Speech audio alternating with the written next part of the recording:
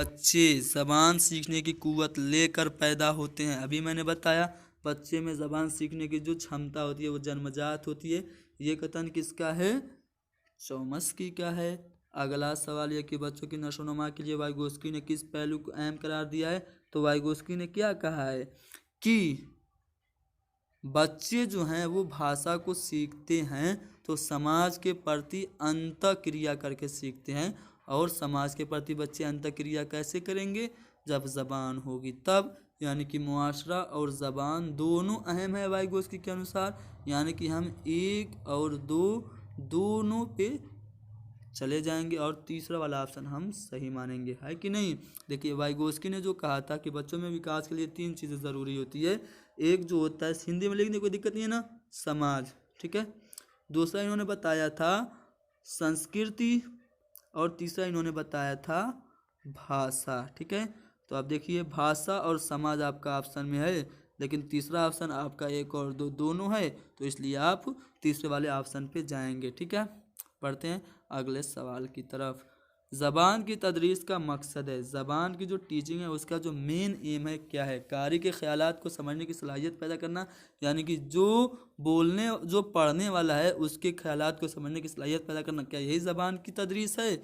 या फिर सिर्फ पढ़ने की महारत की नशोनुमा करना, या फिर दरसी किताब के अलावा किताबों को पढ़ने की सलाहियत की नशोनुमा करना। तो दोस्तों जो ज़बान की तदरीस है उसका मकसद है कि आप कारी के ख्यालात को समझने की सलाहियत की नशोनुमा भी करें, और सिर्फ आप दरसी किताब को ही ना पढ़ें बल्कि क्या करें, आप दूसरी किताबों को पढ़ने की भी सलाहियत बच्चे को दें। यानी कि 1 और 3 जो चौथा वाला ऑप्शन है वो हमारा सही जवाब हो जाएगा। अगला सवाल ये है कि ज़बान की तदरीस के उसूल ख़ास तौर पर डैश पर मबनी होती हैं।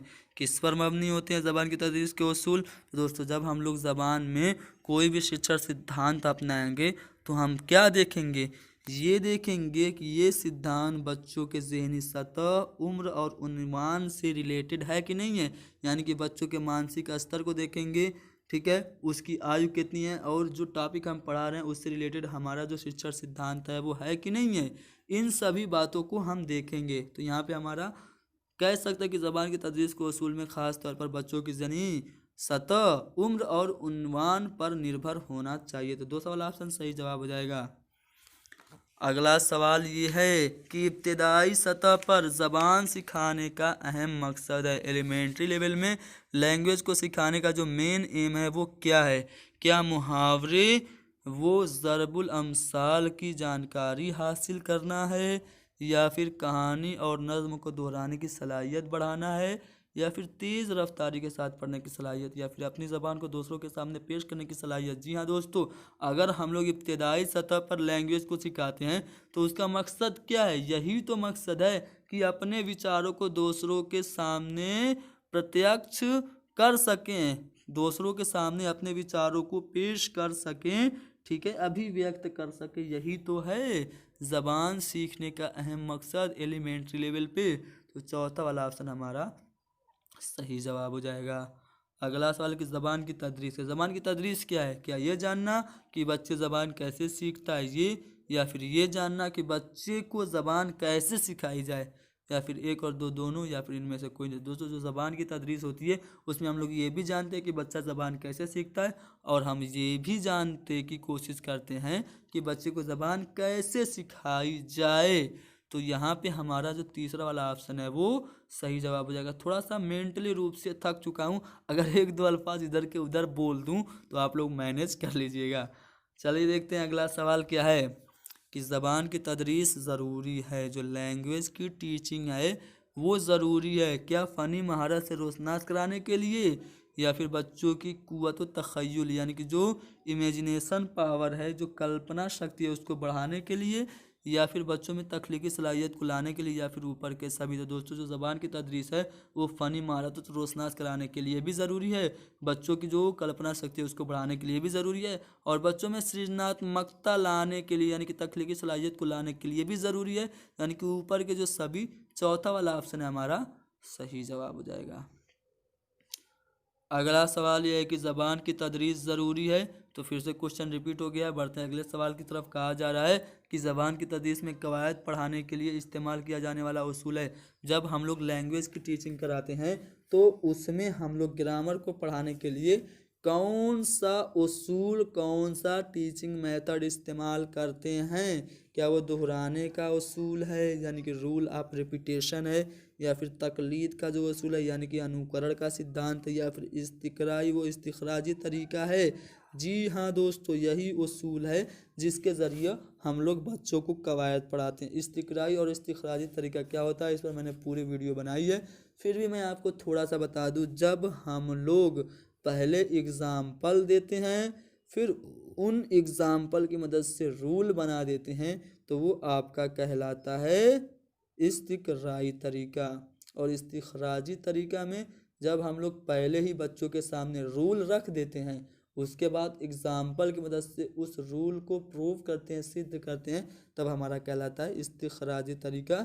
इसको अंग्रेज़ी में इंडक्टिव और डिडक्टिव मेथड, हिंदी में आगमन और निगमन विधि कहते हैं। और इसी विधि के ज़रिए हमें ग्रामर को पढ़ाना चाहिए। ठीक है, तो तीसरा वाला ऑप्शन सही जवाब है।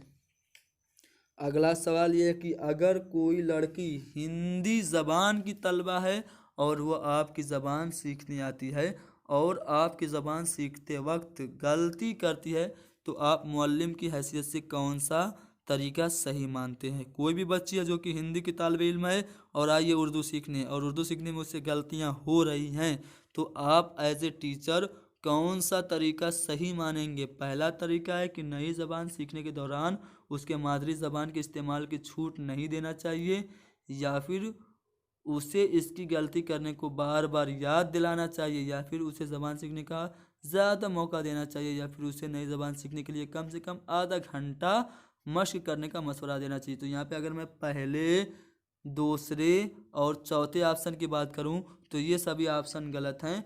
जो सही ऑप्शन है, एक ऐसी लड़की के लिए जो कि हिंदी की जानकार है और आई है उर्दू सीखने, तो उसके लिए जो सही तरीका है वो ये है कि उसे उर्दू ज़बान सीखने के लिए ज़्यादा से ज़्यादा मौका देना चाहिए।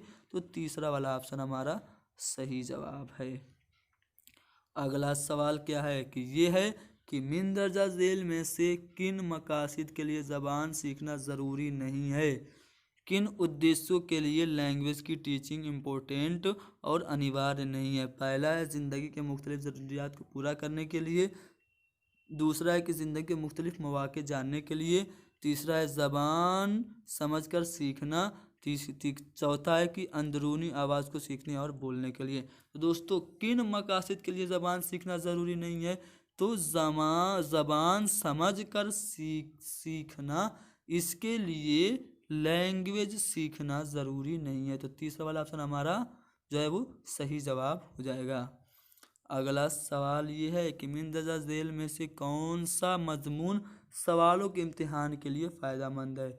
4 मजमून है जिससे हम लोग सवालों का इम्तिहान लेंगे। पहला है कि ये पूरे निसाब की तकमील कर सकता है, दूसरा है कि यह तलबा के लिए बेहतर है क्योंकि इससे वो अपने ख्यालात को आसानी के साथ लिख सकते हैं, तीसरा है कि यह तलबा के इम्तिहान के लिए चंद सवालात तैयार करने वाले में मुफीद है, चौथा है कि तलबा चंद सवालों के जवाब तहरीर करके अपने सीखने के वक्त को बचा लेगा। तो दोस्तों, अगर मैं बात करूं इन चारों मज़ामीन में कौन सा मजमून सवालों के इम्तिहान के लिए फ़ायदेमंद है, तो वो है दूसरा वाला ऑप्शन, यानी कि ये तलबा के लिए बेहतर है क्योंकि इससे वो अपने ख्यालात को आसानी के साथ लिख सकते हैं। अगला सवाल क्या है? यह है कि बच्चों में लिखने की सलाहियत को बढ़ाने के लिए किन चीज़ों की ज़रूरी है? क्या खुशखत ज़रूरी है, या फिर हकीकी ख्यालात ज़रूरी है, या फिर अलामाती ज़बान का इस्तेमाल, या फिर ज़ख़ीरे अल्फाज का सही इस्तेमाल? तो दोस्तों, बच्चों में लिखने की सलाहियत को बढ़ाने के लिए जो सबसे ज़रूरी है वो है ज़ख़ीरे अल्फाज का सही इस्तेमाल। तो चौथा वाला ऑप्शन सही जवाब है। अगला सवाल ये है कि ज़बान की मुसलसल जामे तशख़ीस के लिए शुरू किया जाना चाहिए। देखिए, आप थक चुका हूँ इसलिए उल्टा सीधा बोल रहा हूँ।